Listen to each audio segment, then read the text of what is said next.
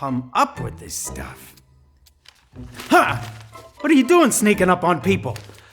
Not that I didn't see that coming from a mile away, because, I see things coming, like clues.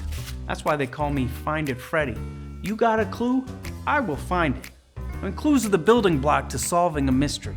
If I find enough clues, I can solve any case, no matter how difficult it is. Like this one, the case of the mysterious motives. I gotta figure out why God did what he did. But what did he do? To solve this one, we have to go back further than we ever have before.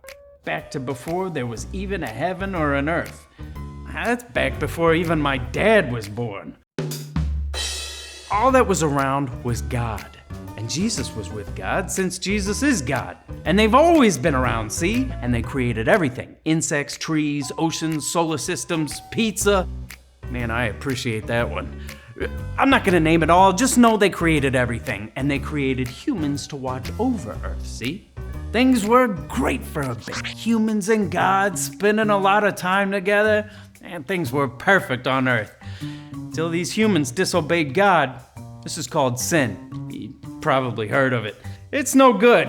They couldn't really hang out with God anymore, be in his presence. And sin is the reason all things, including humans, still aren't perfect today. Here's what I don't understand. God made a plan to send a savior so we wouldn't have to be punished for our sin. And also so we could get back in God's presence one day. Why would he do that? Moving on. So a lot of years go by and God gives us another clue about who the Savior is coming to save us from sin. He says that the Savior would be born through a part of the family called the tribe of Judah. But at a certain point in history, things weren't looking good for this tribe of Judah. They were surrounded on all sides by their enemies, and it didn't seem like they were going to survive. And if they didn't survive, how could a Savior be born from their tribe? But God wasn't done, see? He sent this guy named Isaiah with a message. Now, Isaiah was a prophet. That means God used him to share God's message.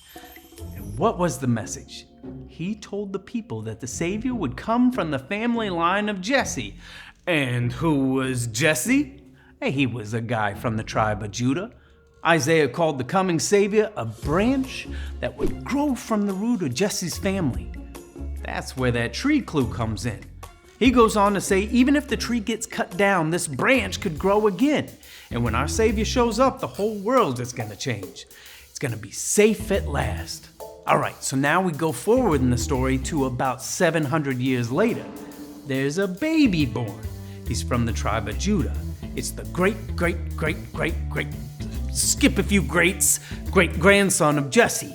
That's right, this kid is the branch that God promised. And the baby's name is, you guessed it, Jesus.